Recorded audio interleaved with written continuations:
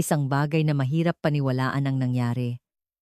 Isang katulong mula sa kaharian ng Saudi Arabia ang nag-iwan ng isang pambihirang pangungusap sa kanyang ulat para sa kanilang bansa. Ito ay isang emosyonal na pahayag na hinding-hindi makikita sa isang opisyal na dokumentong diplomatiko. Ang huling isinulat niya ay ito. Ipinakita ng Maynila sa pamamagitan ng isang pista kung paano magtiwala sa mga tao sa halip na kontrolin sila. Taon-taon, tuwing papalapit ang Kapaskuhan, idinaraos sa kahabaan ng Ilog Pasig sa Maynila ang pista ng mga ilaw. Libu-libong parol at ilaw ang inilulutang sa ibabaw ng tubig at ang mga mamamayan, nang walang anumang mahigpit na kontrol, ay payapang nagbabahagi sa liwanag na iyon. Walang pito ng pulis, walang mga barikada, para sa isang katulong na galing sa bansang may isa sa pinakamahigpit na sistema ng kontrol sa mundo.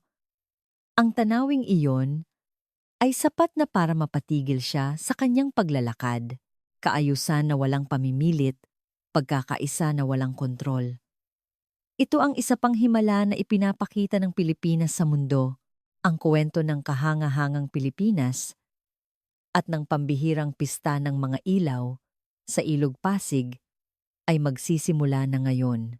Bago magsimula ang kwento, mangyaring mag-subscribe at i-like ang video na ito. Ipaalam sa amin sa mga komento kung saan ninyo ito pinakikinggan. Simulan na natin ang salaysay. Salamat. Ako si Tariq Al-Mubarak. Isa akong personal na katulong sa Royal Protocol Office ng Saudi Arabia at tungkulin kong asistihan ang mga miyembro ng maharlikang pamilya sa kanilang mga paglalakbay sa ibang bansa. 17 taon ko nang ginagampanan ang posisyong ito. Mula sa mga palasyo ng Europa hanggang sa mga gusali ng gobyerno sa Asya, sinisiyasat ko ang bawat detalye sa landas na tinatahak ng mga maharlika. Ang materyales ng alpombra, ang taas ng upuan, ang mga sulok ng mesa, maging ang halimuyak ng mga bulaklak trabaho kong tiyakin na walang anumang ipinauubaya sa pagkakataon. Dahil dito, ang biyahe ko sa Maynila ay puno ng tensyon mula pa sa simula. Nang bigla ang kumpirmahin ng kaharian ang iskedyul ng pagbisita sa Pilipinas, alam kong kulang na kulang ang oras para sa paghahanda. Karaniwan, ang isang paglalakbay ng maharlikang pamilya ay pinaghahandaan ng hindi bababa sa 3 buwan. May mga paunang pagbisita para sa koordinasyon sa lokal na security team, pagsusuri sa seguridad ng tutuluyan, at pagtukoy sa mga posibleng panganib sa ruta. Ngunit sa pagkakataong ito, 3 linggo lamang ang ibinigay sa amin. Walang paliwanag mula sa nakatataas. Hindi ko naman trabahong kwestiyunin ang desisyon ng kaharian. Sa unang araw ng pagdating namin sa Maynila, ramdam ko nang pagod na pagod ako. Habang bumibiyahe mula Enaya patungong hotel sa Makati, walang tigil ang pagtanggap at pagpapadala ko ng mga mensahe. May ulat na iba ang pagkakaayos ng mga silid sa hotel mula sa aming hiling at may karagdagang utos na tanggalin ang isang partikular na sangkap sa menu para sa hapunan. Hinihingi ng hepe ng seguridad ang mapa ng mga CCTV sa paligid ng hotel habang ang personal na kalihim ng prinsipe ay nagmamadaling ipaayos ang temperatura ng silid sa eksaktong 22 degrees Celsius. Lahat ay nagmamadali. Lahat ay hindi sigurado. Sa loob ng sasakyan, ni hindi ako makapikit habang paulit-ulit kong binabago ang schedule sa aking tablet. Noon ko napansin ang isang kakaibang bagay sa listahan. Sa gabi ng 2nd araw, pagkatapos ng opisyal na hapunan, may idinagdag na panggabing pagbisita sa Ilog Pasig. Ilang beses kong binasa ang nakasulat. Sigurado akong wala iyon sa draft na ginawa ko. Hindi ko alam kung sino at bakit idinagdag ang schedule na iyon. Walang sino man sa Royal Protocol Office ang nagbigay ng paliwanag. Higit pa sa pagkalito, nakaramdam ako ng pagkainis. Isang pagbisita sa pista sa gitna ng isang diplomatikong paglalakbay? At sabi pa, isa raw itong pagdiriwang kung saan nagpapalutang ng mga parol sa tubig. Nagsaliksik na ako tungkol sa Maynila. Isang lungsod ng makabagong teknolohiya, episyenteng pampublikong transportasyon, mabilis na pag-unlad ng ekonomiya, iyan ang imahe ng Maynila na alam ko. Ngunit isang pista ng mga parol? Napakalayo nito sa inaasahan ko. Sa totoo lang, hindi ko talaga gusto ang schedule na iyon. Ang isang lungsod ay dapat husgahan batay sa kanyang paggana. Gaano ito kaepisyente, gaano ito kaligtas. Pamahalaan, iyan ang mga bagay na nagtatakda ng halaga ng isang lungsod.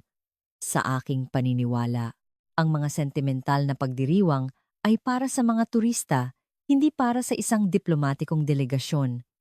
Bukod pa rito, may malubhang problema ito sa seguridad. Ang paglalakad sa isang bukas na lugar sa gabi ay nangangahulugan ng napakaraming hindi makontrol na mga variable. Agad kong tinawagan ang aking katapat sa panig ng Pilipinas. Mariin kong hiniling na kanselahin ang pagbisita sa Ilog Pasig. Ginamit kong dahilan ang seguridad. Ipinaliwanag ko ng detalyado na ang isang panggabing kaganapan sa labas ay mahirap bantayan.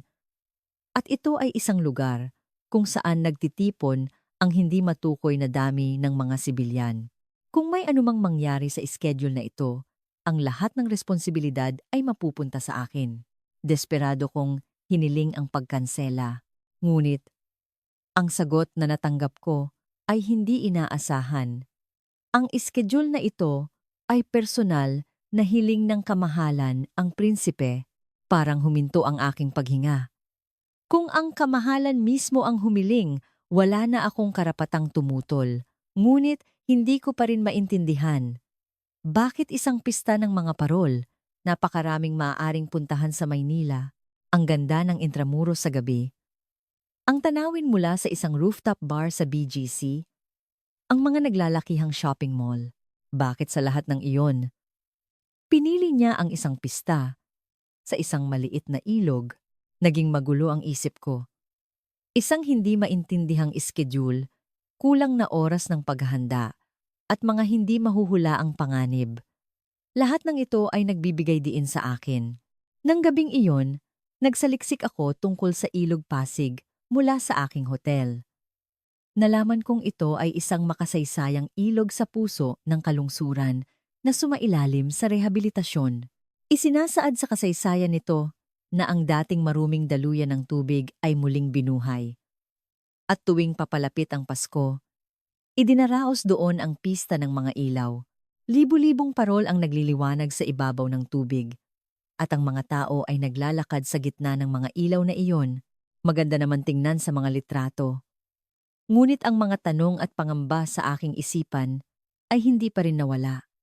Ang tanging hiling ko ay matapos ng ligtas ang schedule, ang protektahan ang kaligtasan ng maharlikang pamilya, iyan lamang ang aking misyon. Kung maganda man ang mga parol o hindi, kung nakaaantig man ang pista o hindi ko na iyon dapat alalahanin. Iyon ang inisip ko. Hindi bababa sa hanggang sa gabing iyon. Ang opisyal na hapunan sa ikalawang gabi ay natapos ng mas huli ng 30 minuto kaysa sa nakatakda. Humaba ang talumpati ng isang kalihim mula sa gobyerno ng Pilipinas at ang kamahalan bilang paggalang ay ngumiti at tumugon sa bawat salita. Nakatayo ako sa isang sulok ng bulwagan. Paulit-ulit na tinitingnan ang aking relo. Papalapit na ang oras ng pagbisita sa Ilog Pasig. Ang bigat ng pangamba dahil sa hindi sapat na paghahanda ay dumadagan sa aking dibdib. Si Abdullah, ang hepe ng seguridad, ay tumayo sa tabi ko at pabulong na nagreklamo. Hindi makatarungan na dalhin natin ang kamahalan sa isang lugar na hindi man lang natin nasuri ng maayos. Hindi ako nakasagot. Iyon din kasi ang iniisip ko. Nang umalis ang aming sasakyan patungong Ilog Pasig, tumingin ako sa labas ng bintana at inisip ang mga pinakamasamang posibleng mangyari. Paano kung may lumapit sa kamahalan mula sa karamihan? Paano kung may biglang ingay?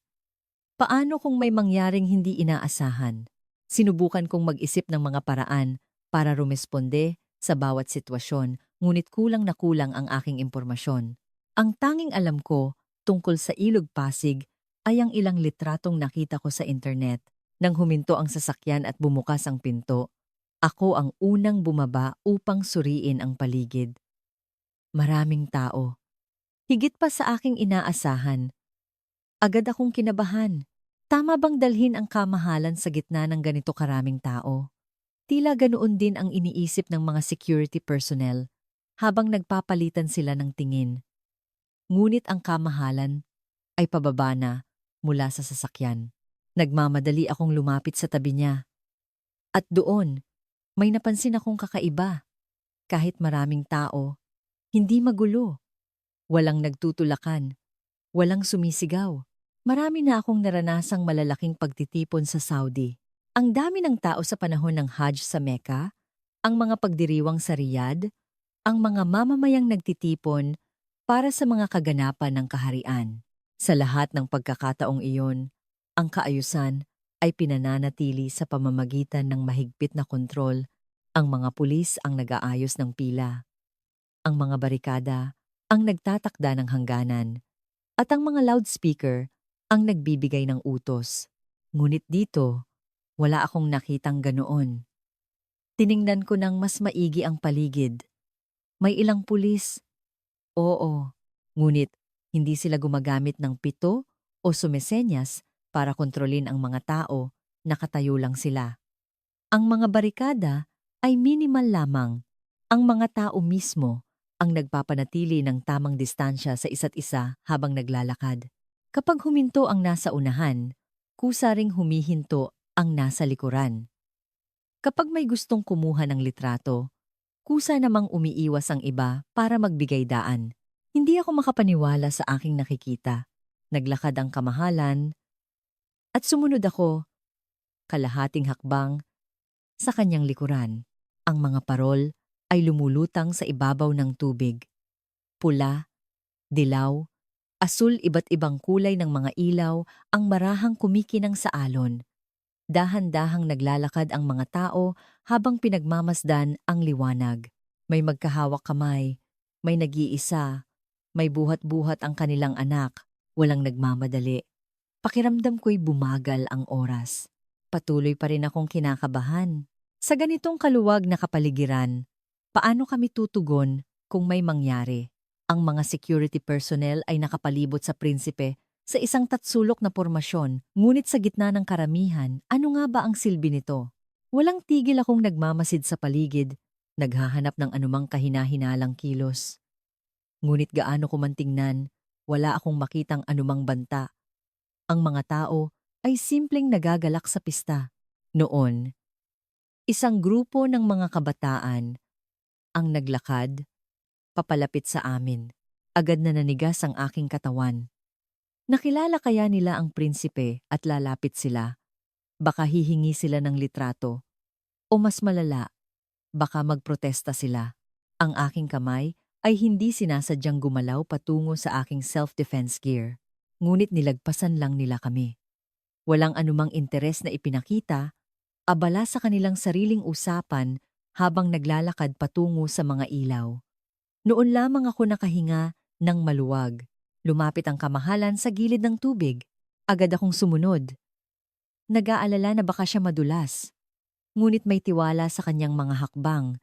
Tumayo siya sa tabi ng ilog at pinagmasdan ang mga parol. Isang pamilyang Pilipino ang dumaan sa tabi niya.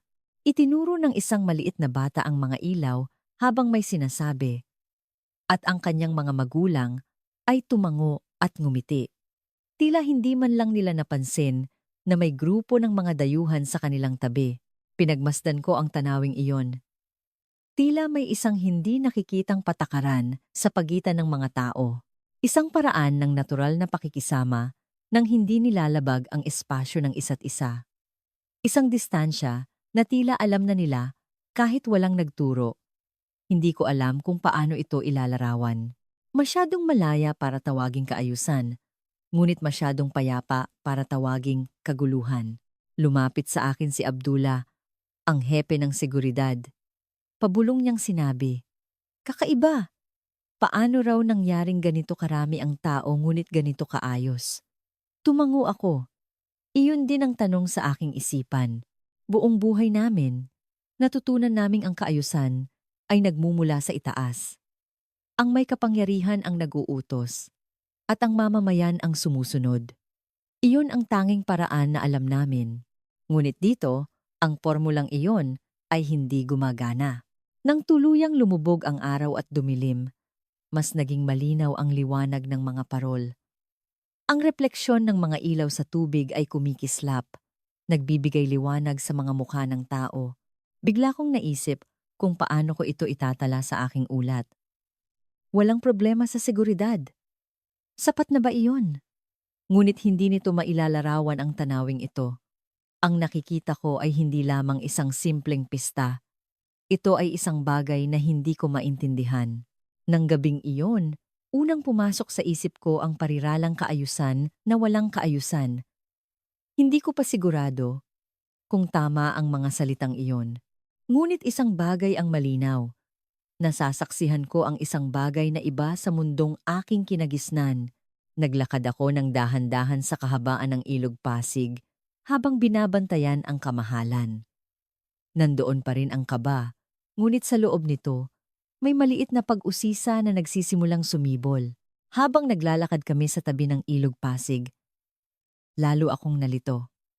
Hindi magkatugma ang definisyon ko ng pista at ang tanawing nasa harap ko. Para sa akin, ang isang pista ay maingay, magulo, at nangangailangan ng kontrol. Kapag naiisip ko ang mga pagdiriwang ng pambansang araw sa Riyadh, laging may tensyon sa paligid. Ang mga guwardya ay nakakalat kahit saan, at ang mga tao ay maaari lamang gumalaw sa loob ng mga itinalagang lugar. Sa likod ng mga tawa ng tao, laging may mga matang mapagmatyag. Iyon ang pistang alam ko, ngunit iba rito, ang mga parol ay lumulutang sa tubig at pinagmamasdan ng mga tao ang kanilang liwanag. Maganda, ngunit hindi sobra.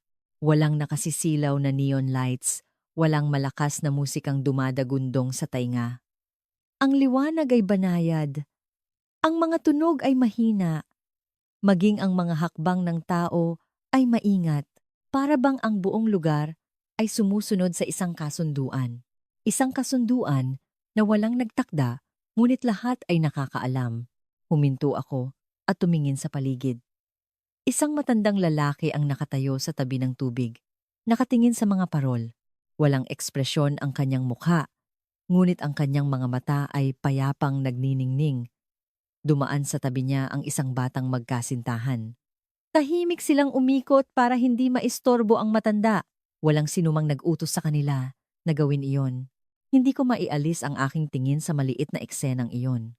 Dahan-dahang nagpatuloy sa paglakad ang kamahalan. Habang sumusunod, patuloy akong nagmamasid sa paligid. Hindi ko maaaring kalimutan ang aking tungkulin sa seguridad. Ngunit kakaiba, mahirap makaramdam ng anumang banta. Masyadong payapa ang kilos ng mga tao.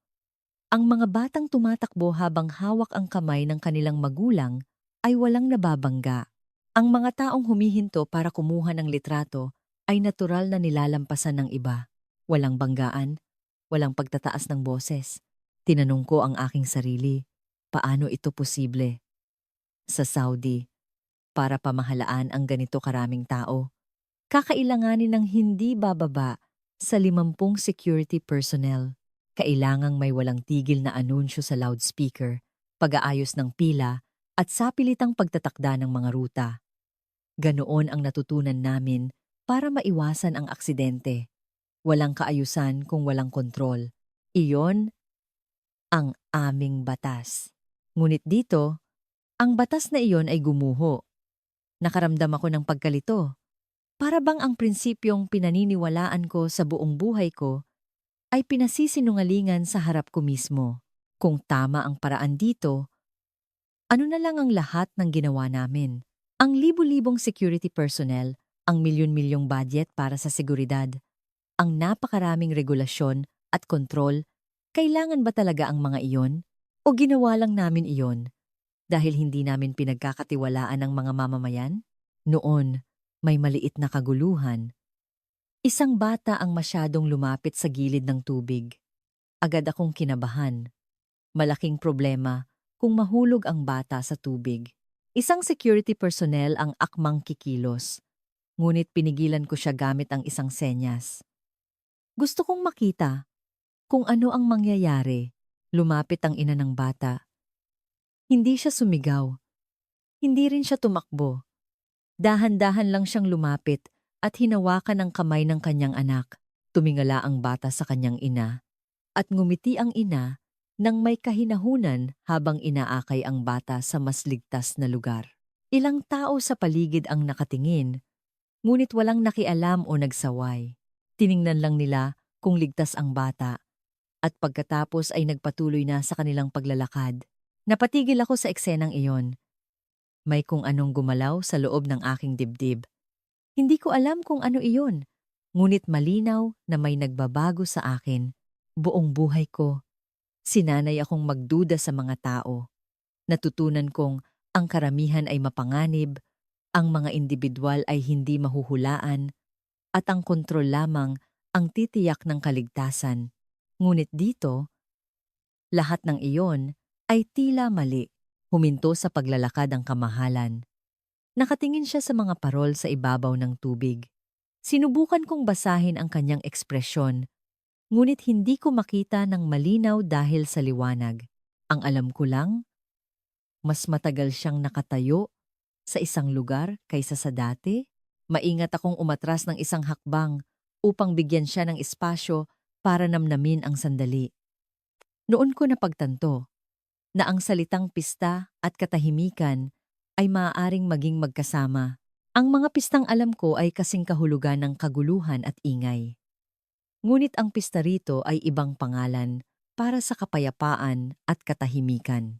Pumunta ang mga tao para makita ang liwanag, ngunit sa harap ng liwanag na iyon, ipinapakita nila ang kanilang pagpapakumbaba. Walang pagyayabang, walang kompetisyon. Naroon lang sila ng magkakasama. Huminga ako ng malalim. Ang mahal lumigmig na hangin ng gabi sa Maynila ay pumasok sa aking mga baga. Ibang-iba sa tuyong hangin ng Riyadh. Bigla kong naalala ang aking sarili bago pumunta rito.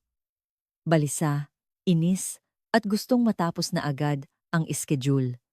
Ngunit ngayon, umaasa akong sana'y tumagal pa ng kaunti ang sandaling ito. Ang salitang pagkamangha ang pumasok sa aking isip. Matagal ko nang hindi ginamit ang salitang iyon. Para sa isang katulong ng kaharian, ang pagkamangha ay isang luho. Trabaho kong hulaan at paghandaan ang lahat. At ang pagkagulat ay ibang pangalan para sa kabiguan. Ngunit ng gabing iyon, sa ilalim ng mga ilaw ng Ilog Pasig, muli kong kinuha ang salitang iyon mula sa baul. Kamangha-mangha. Ang tanawing ito ay tunay na kamangha-mangha. Pagbalik sa hotel, hindi ako makatulog. Nakahiga sa kama, nakatingin sa kisame. Inaalala ko ang mga eksena sa Ilog Pasig, ang kulay ng mga parol, ang paglakad ng mga tao, at ang kakaibang kaayusan. Sinubukan kong suriin ang mga ito sa aking isipan. Ang pagsusuri ang pinakamagaling kong gawin. Sa loob ng 17 taon bilang katulong ng kaharian, nakasanayan kong suriin ang lahat ng sitwasyon, sanhi at bunga, mga variable at constant, panganib at oportunidad lahat ay dapat masuri at ang mga bagay na nasusuri lamang ang maaaring kontrolin. Ngunit ang nakita ko ngayong gabi ay hindi magkasya sa aking balangkas ng pagsusuri. Bumangon ako at umupo sa harap ng mesa. Binuksan ko ang aking laptop at nagbukas ng isang blankong dokumento. Kailangan kong gumawa ng ulat. Pagkatapos ng bawat paglalakbay ng kaharian, kailangan kong magsumite ng detalyadong ulat sa bawat schedule. Ang pagbisita sa Ilog Pasig ay hindi exception. Inilagay ko ang aking mga kamay sa keyboard, ngunit hindi ko alam kung ano ang isusulat. Oras ng pagbisita, mga kasama, sitwasyon ng seguridad. Kaya kong isulat ang mga makatotohanang detalye, ngunit hindi iyon sapat. Naalala ko ang malalaking pagtitipon sa Saudi. Sa panahon ng Hajj, milyon-milyong mananampalataya ang nagtitipon taon-taon para pamahalaan ang dami ng taong iyon.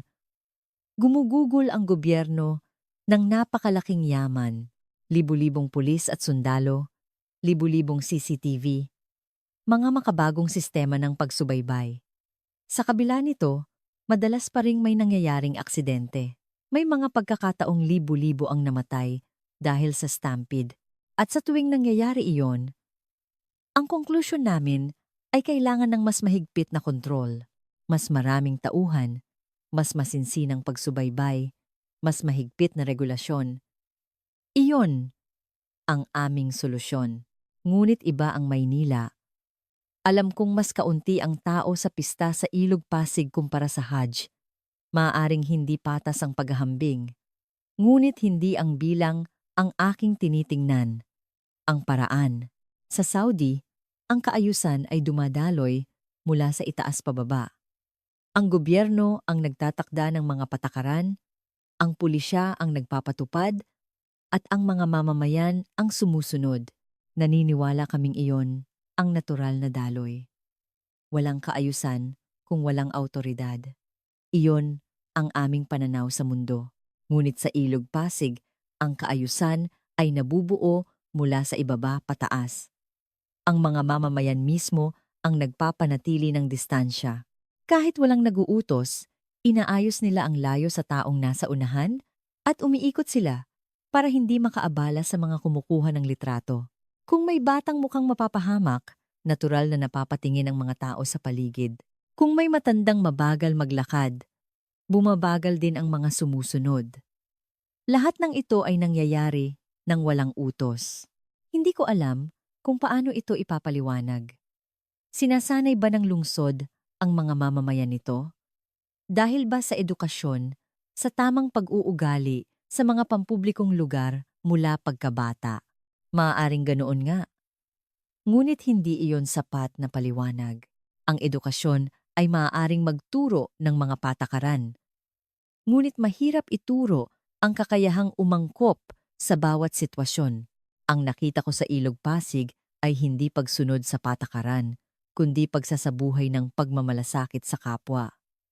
Ito ay isang bagay na hindi maipapaliwanag ng isang manual. Bumuo ako ng isang teorya. Baka ito ay isang usapin ng tiwala dahil pinagkakatiwalaan ng lipunang Pilipino ang mga mamamayan nito. Pinagkakatiwalaan din kaya ng mga mamamayan ang isa't isa? Dahil hinahayaan ng gobyerno ang kalayaan sa halip na sobrang kontrol, nararamdaman kaya ng mga mamamayan ang kanilang sariling responsibilidad. Nagustuhan ko ang teoryang iyon, ngunit kasabay nito, hindi rin ako komportable. Kung totoo iyon, paano naman kami sa Saudi? Hindi ba namin pinagkakatiwalaan ang aming mga mamamayan? Umiling ako. Mapanganib ang ganoong pag-iisip. Hindi maaaring kwestiyonin ng isang katulong ng kaharian ang sistema ng kanyang bansa. Ako ay isang tagasuri, hindi isang kritiko. Ang aking tungkulin ay itala at iulat ang mga pangyayari, hindi husgahan kung tama o mali ang mga ito. Isinara ko ang laptop at muling humiga sa kama. Ngunit ang mga pag-iisip sa aking ulo ay hindi tumigil. Biglang pumasok sa isip ko ang mukha ni Abdullah, ang hepe ng seguridad. Ang mga sinabi niya sa Ilog Pasig ay umalingaw-ngaw sa aking tainga. Kakaiba. Paano nangyaring ganito karami ang tao, ngunit ganito kaayos? Pareho pala kami ng tanong. Kami ay mga taong sinanay sa iisang sistema. Mga taong natutong ang kontrol at pagsubaybay ay kinakailangan para sa kaayusan, para sa amin. Ang tanawin sa Ilog Pasig ay isang uri ng hamon, isang hamon sa lahat ng aming pinaniniwalaan. Pabiling-biling ako, at sa huli ay bumangon muli. Lumapit ako sa bintana at binuksan ang kurtina. Nakita ko ang tanawin ng Maynila sa gabi, ang mga ilaw mula sa matataas na gusali, ang mga headlight ng mga sasakyan sa kalsada, at ang maliliit na ilaw sa pagitan ng mga ito. Habang pinagmamasdan ko ang tanawin, nag-isip ako, paano gumagana ang lungsod na ito? Ano ang nagpapatakbo rito? Kung hindi kontrol, kung hindi pagsubaybay, ano kung gayon? Hindi ko nahanap ang sagot. Ngunit, ang mga tanong ay nagpatuloy. Sa loob ng 17 taon, ni minsan, ay hindi ko kinuwestiyon ang aking trabaho. Ang pagsilbihan ang kaharian, panatilihin ang kaayusan, at iwasan ang panganib. Iyon ang dahilan ng aking pagkatao. Ngunit ngayong gabi, sa isang maliit na ilog sa Maynila, unang beses akong nakakita ng ibang posibilidad. Na posibleng magkaroon ng kaayusan kahit walang kontrol, na maaaring mapanatili ang kaligtasan kahit walang pagsubaybay. Ito ay isang pagtuklas na yumanig sa mga panuntunan ng mundong aking kinagisnan. Papunta na ang madaling araw. Sa loob ng ilang oras, kailangan ko na namang gampanan ang isa pang opisyal na schedule. Ang ulat ay wala pa rin kahit isang linya. Ngunit kakaiba, hindi ako nababalisa. Sa halip, may isang uri ng kapayapaan ang dumating sa akin. Ang tahimik na kaayusan na naramdaman ko sa Ilog Pasig, pumasok na rin ba sa aking puso? Hindi ko alam. Ang malinaw lang ay ang pakiramdam na pagkatapos ng gabing ito, hindi na ako babalik sa dati kong pagkatao. Sa umaga ng ikatlong araw, bumaba ako sa kainan na may pagod na mga mata. Halos hindi ako nakatulog. Ang mga eksena sa Ilog Pasig ay hindi maalis sa aking isipan. At patuloy kong iniisip kung paano ko ito bibigyang kahulugan. Sa kainan, may ilang mga katulong na naroon na. Kumuha ako ng isang tasa ng kape at umupo sa tabi nila. Karaniwan, usapang trabaho, ang simula ng aming umaga, ngunit iba ngayon. Si Faisal ang unang nagsalita. Si Faisal ay kasama ko sa Royal Protocol Office. Kapareho ko ng ranggo. Mas bata siya sa akin ng 5 taon. Ngunit dahil sa kanyang malakas na koneksyon sa loob ng kaharian, mabilis ang kanyang pag-angat. Lagi siyang puno ng kumpiyansa at tila hindi natitinag sa anumang sitwasyon. Hinahangaan ko siya, ngunit kasabay nito, hindi ako komportable sa kanya. Ang kanyang tiwala sa sarili ay minsan nagmumukhang kayabangan. Sinabi ni Faisal, nakahanga-hanga ang pista kagabi. Ngunit sa kanyang tono, mas nangingibabaw ang pagsusuri kaysa paghanga. Sinabi niya na ang Pilipinas ay likas na isang bansang may disiplina dahil daw sa impluwensya ng kultura ng pakikipagkapwa at pagpapahalaga sa komunidad. Malakas ang paggalang sa isa't isa at mula pagkabata ay tinuturuan na sila ng tamang asal. Kaya't posible ang ganoong kaayusan. Iyon ang kanyang konklusyon. Para bang alam na niya ang lahat. Hindi ako sumang-ayon sa kanyang sinabi. Masyadong simple ang paliwanag ni Faisal. Mailalarawan ba ng salitang disiplina ang tanawin kagabi? Sa tingin ko hindi. Ang nakita ko ay hindi disiplina. Ito ay isang bagay na mas komplikado, mas malalim. Ibinaba ko ang aking tasa ng kape at tumingin kay Faisal. Maingat akong nagbigay ng salungat na opinyon. Sinabi kong ang disiplina ay resulta, hindi sanhi. Ang nakita ko sa Ilog Pasig kagabi ay hindi bunga ng edukasyon, kundi pagsasabuhay ng tiwala. Dahil nagtitiwala ang mga tao sa isa't isa, posible ang ganoong kaayusan, hindi dahil may nag-utos mula sa itaas. Paliwanag ko, napangiti si Faisal nang marinig ang sinabi ko. Ngunit ang ngiting iyon ay may halong pang-aalipusta, hindi pagsang-ayon. Sinabi ni Faisal na masyado akong sentimental. Masyado raw maaga para husgahan ang isang buong bansa batay sa isang pista. May krimen din sa Pilipinas, may mga hidwaan, at may kaguluhan, sabi niya. Ang nakita raw namin ay isang magandang nakapackage na produktong panturista lamang. May punto ang kanyang sinabi. Alam kong mapanganib na husgahan ang kabuuan batay sa isang karanasan. Ngunit hindi ako maaaring umatras. Itinaas ko ang aking boses. Bihira itong mangyari sa akin. Karaniwan akong umiiwas sa gulo, lalo na sa mga debate sa mga kasamahan. Ngunit iba ngayon, ang mapangutyang saloobin ni Faisal ay nag-udyok sa akin. Tumutol ako na ang nakita namin ay hindi lamang isang produktong panturista. Ang libu-libong tao na nagpapanatili ng kaayusan nang walang kontrol ay hindi magagawa sa isang iglap. Naging seryoso ang mukha ni Faisal. Tinanong niya kung pinupuna ko ba ang sistema ng Saudi. Sa tanong na iyon, bigla akong natigilan. Hindi iyon ang ibig kong sabihin. Hindi sa kamalayan ko. Ngunit kung iisipin, mayroon ngang ganoong pahiwatig sa aking mga salita na mas maganda ang paraan ng Pilipinas, na may problema sa aming paraan. Noon ko napagtanto na nakapasok ako sa isang mapanganib na teritoryo, na tahimik ang paligid. Ang ibang mga katulong ay nakikinig na rin sa aming usapan. Bigla kong naramdaman na lahat ng mata ay nakatuon sa akin. Malamig na pawis ang tumulo sa aking likod. Isang katulong ng kaharian na kumukwestiyon sa sistema ng bansa sa harap ng mga kasamahan. Maaari itong maging isang malaking pagkakamali sa aking karera. Sinubukan kong baguhin ang aking sinabi. Ngunit huli na. Tumayo si Faisal at binigyan ako ng isang babalang tingin. Sinabi niyang ang katapatan sa kaharian ang aming unang tungkulin.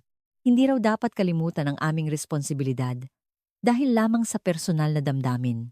Tama ang kanyang sinabi. Hindi ako nakasagot. Umalis siya sa kainan at isa-isang tumayo rin ang ibang mga katulong. Naiwan akong mag-isa, nakatingin sa lumamig kong kape. Nag-aaway sa loob ko ang pagsisisi at galit. Alam kong tama si Faisal, ngunit hindi humuhupa ang aking galit. Bakit niya basta nalang binabalewala ang karanasan kagabi? Bakit hindi siya maging bukas sa mga bagong posibilidad? Naisip kong natatakot siya.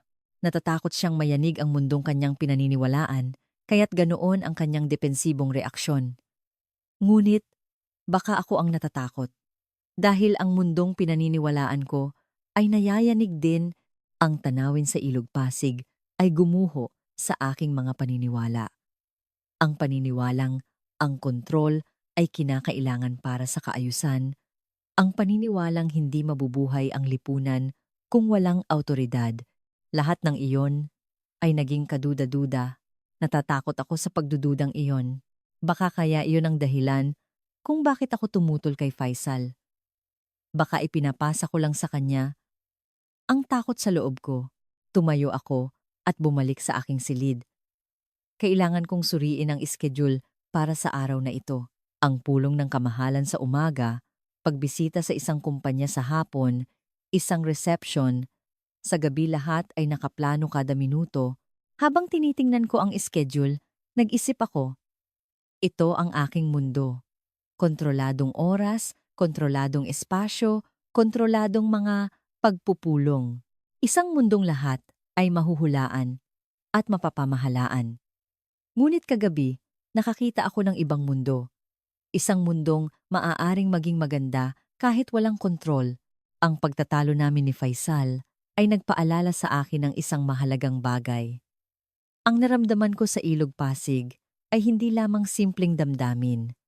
Ito ay isang fundamental na hamon sa aking pananaw sa mundo. At kung tatanggapin ko ba ang hamon na iyon o tatanggihan tulad ni Faisal, ay nasa aking pagpapasya. Hindi pa ako nakakapagpasya, ngunit isang bagay ang malinaw. Hindi ko maaaring baliwalain ang tanong na ito.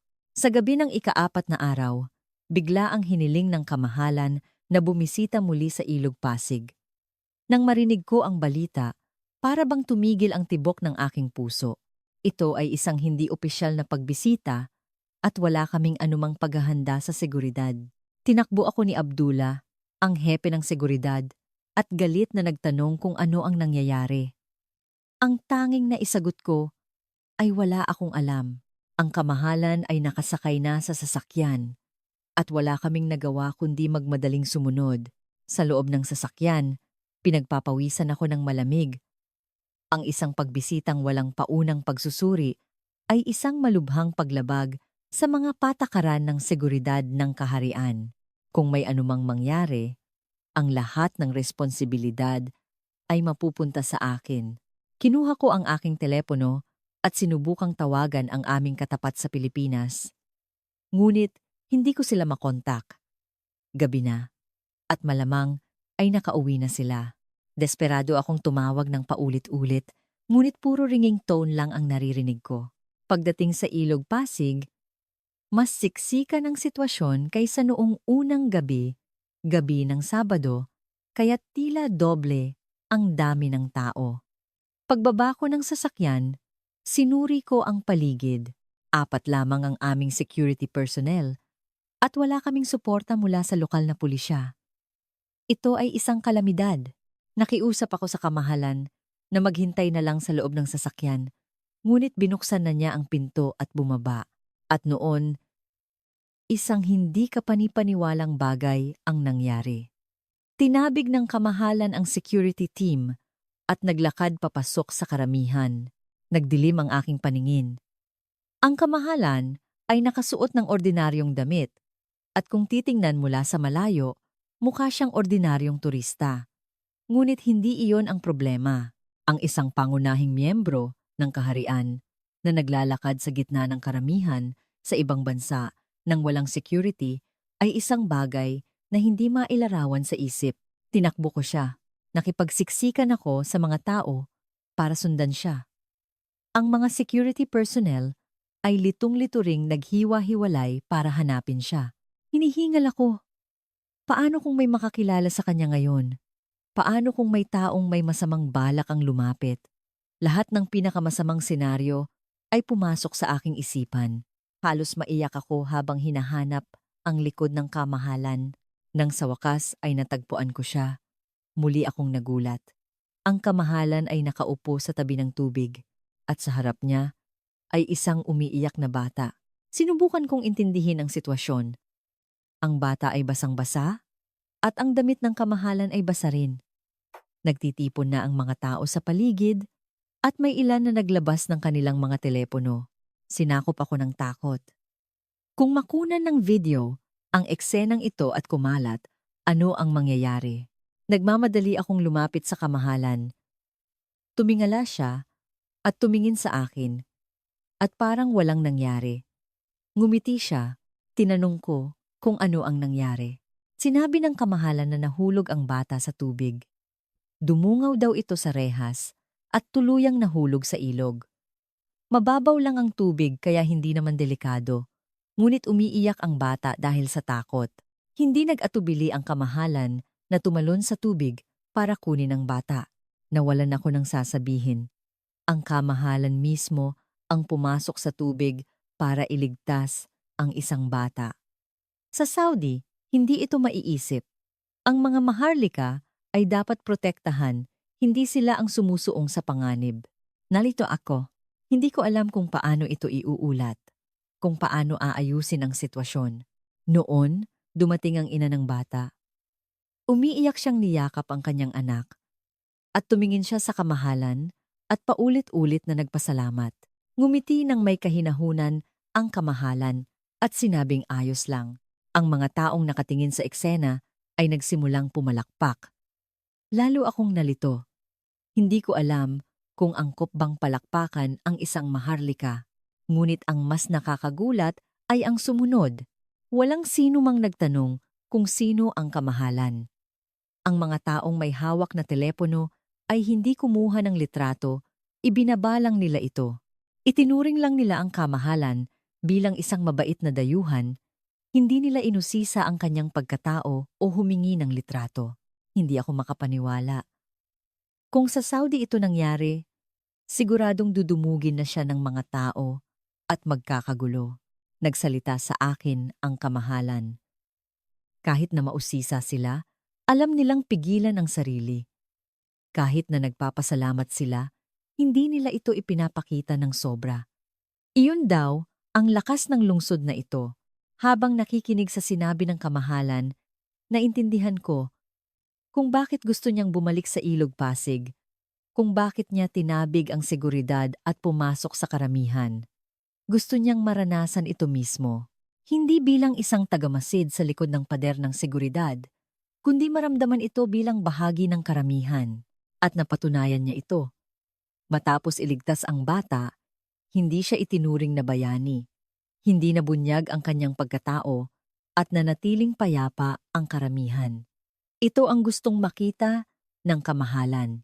Sa sandaling iyon, nakaramdam ako ng malalim na emosyon. Nagsimulang mamasa ang aking mga mata. Sa sitwasyong labis kong kinatakutan, walang masamang nangyari. Sa halip, Isang magandang bagay ang naganap. Iniligtas ng kamahalan ang isang bata, taos-pusong nagpasalamat ang mga mamamayan. Ang kaayusan dito ay hindi ipinilit. Ito ay ibinahagi. Isang kusang loob na kaayusan na nilikha ng paggalang at pagmamalasakit sa isa't isa. Noon ko lang naintindihan. Ito pala ang ibig sabihin ng tiwala. Sa loob ng sasakyan pabalik sa hotel, walang nagsasalita. Nakatingin sa labas ng bintana ang kamahalan, habang ang mga security team ay nakatingin lang sa harap na may tensyon sa kanilang mga muka. Tiningnan ko ang basang manggas ng damit ng kamahalan at hindi pa rin ako makapaniwala. Hindi ko matukoy kung totoo o panaginip ang nangyari kanina. Isang prinsipe mula sa kaharian ng Saudi na tumalon sa tubig sa gitna ng Maynila para iligtas ang isang bata. Paano ko ito iuulat?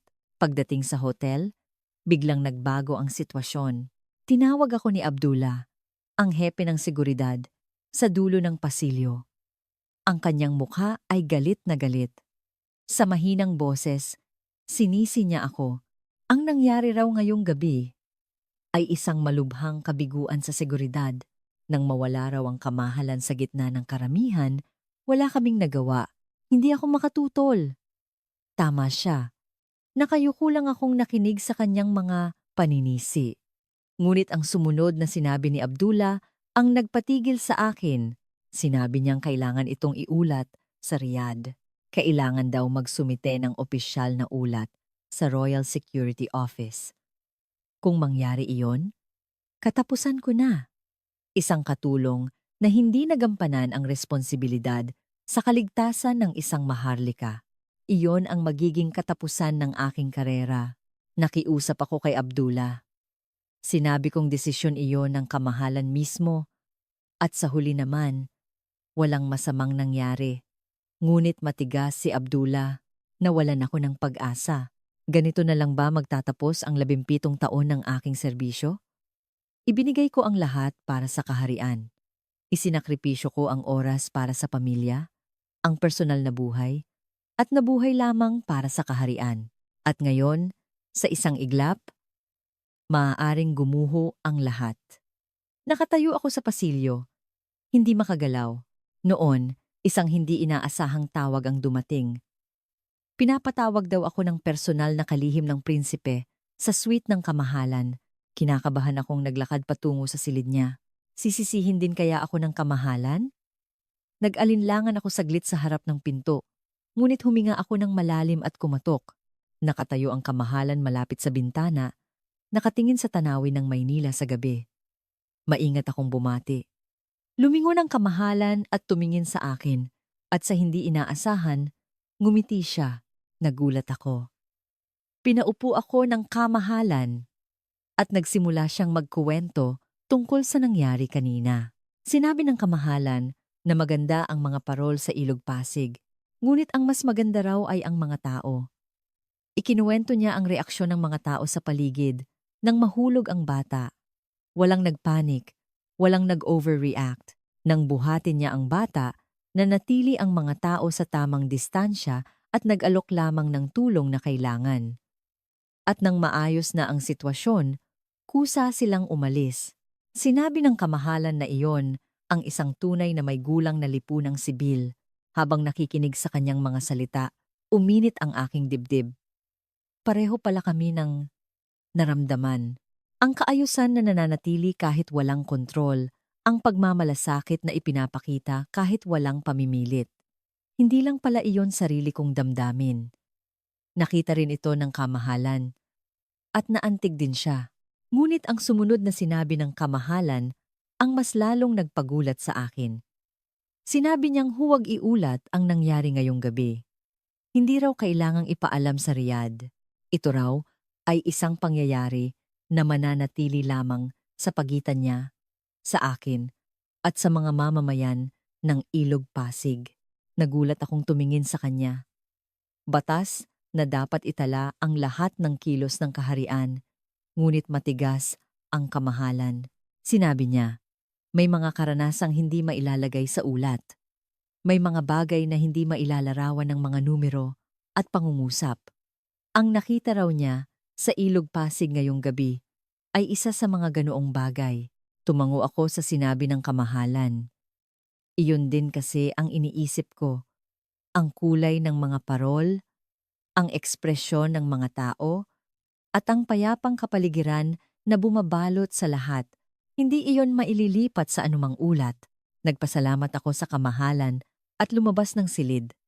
Habang naglalakad sa pasilyo, naalala ko ang mga parol sa Ilog Pasig.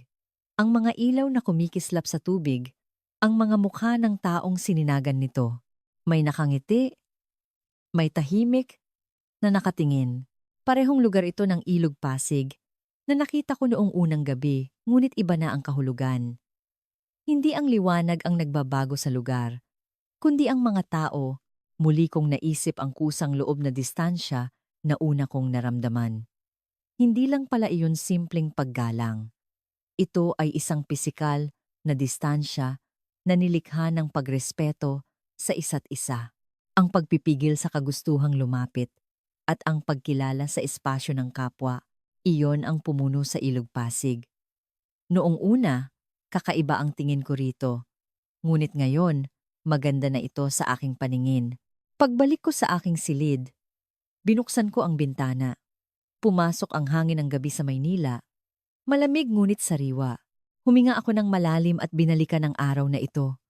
Ang pagtatalo kay Faisal sa umaga, ang insidente sa Ilog Pasig sa gabi, at ang pag-uusap namin ng kamahalan.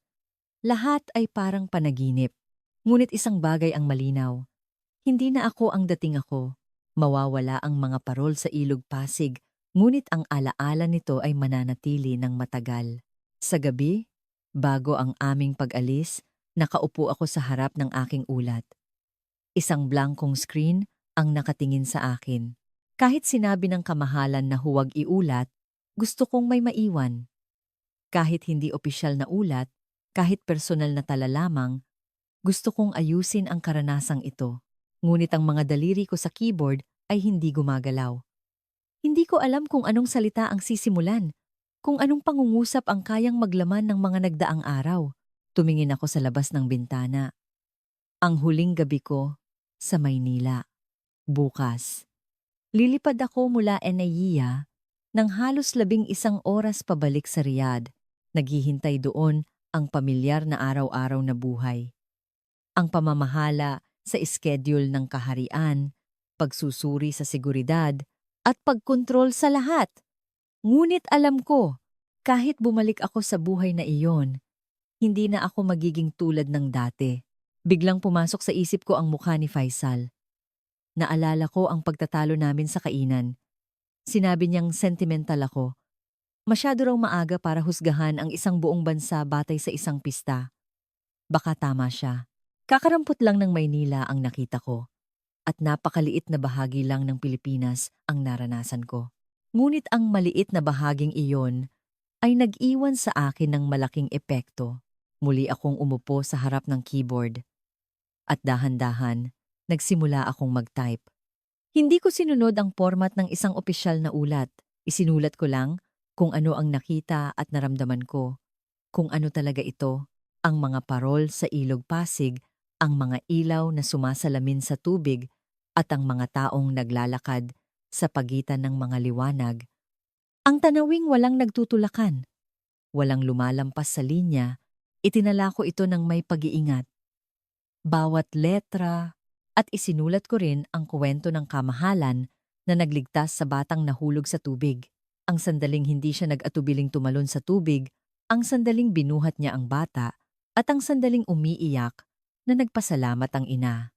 Buhay na buhay kong inalala at itinala ang lahat ng eksenang iyon at isinulat ko rin ang pinakakagilagilalas na bagay na walang sinumang nagtanong sa pagkatao ng kamahalan, na walang sinumang sumubok kumuha ng litrato.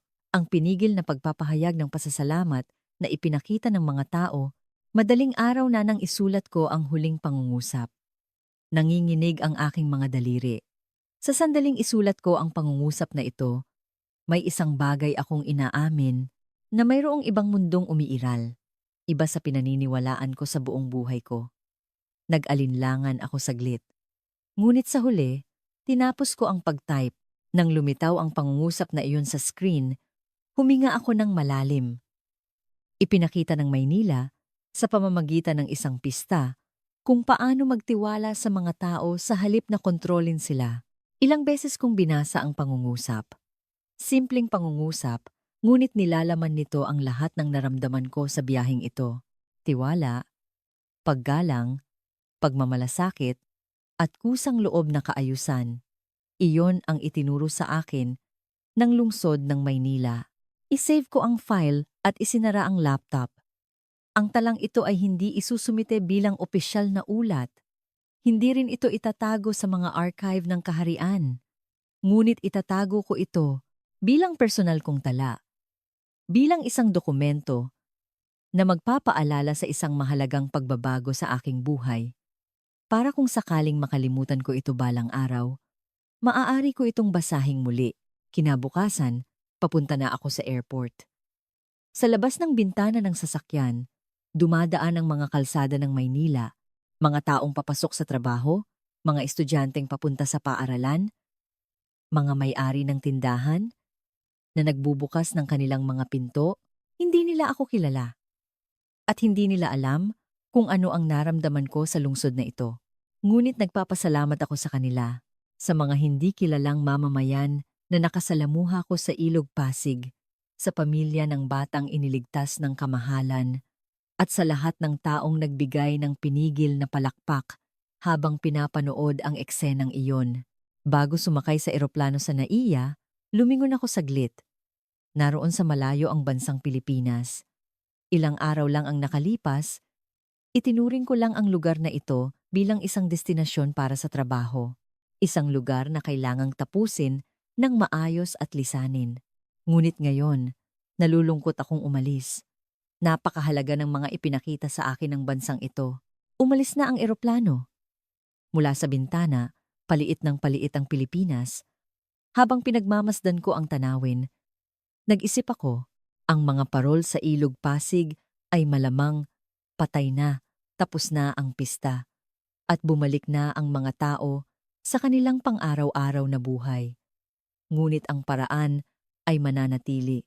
Ang paraan ng pagtitiwala sa isa't isa, pagrespeto sa espasyo ng bawat isa, at paglikha ng kaayusan ng walang pamimilit. Ipinikit ko ang aking mga mata at nagpasya ako. Pagbalik ko sa Riyadh, ibabahagi ko ang karanasang ito. Hindi sa opisyal na paraan, ngunit sa mga taong pinagkakatiwalaan ko. Sasabihin ko sa kanila na sa mundo, hindi lamang kontrol ang sagot sa kaayusan, na ang tiwala ay maaaring lumikha ng mas magandang kaayusan. Iyon ang pinakamalaking aral na natutunan ko mula sa Pilipinas. Ang dapat matutunan ng aming lungsod ay iyon mismo, ang tapang na magtiwala sa mga tao, ang karunungan na bitawan ng kontrol, at ang pagpapakumbaba na kilalanin ang lakas ng mga mamamayan. Nagawa iyon ng Pilipinas.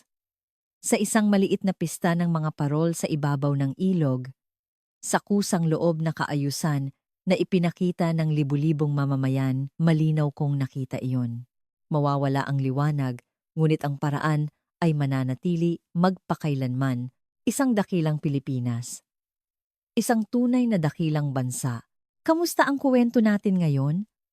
Ang mga kuwento ng dakilang Pilipinas ay magpapatuloy. Dito nagtatapos ang ating salaysay sa araw na ito. Mahal ko kayo at salamat sa pakikinig.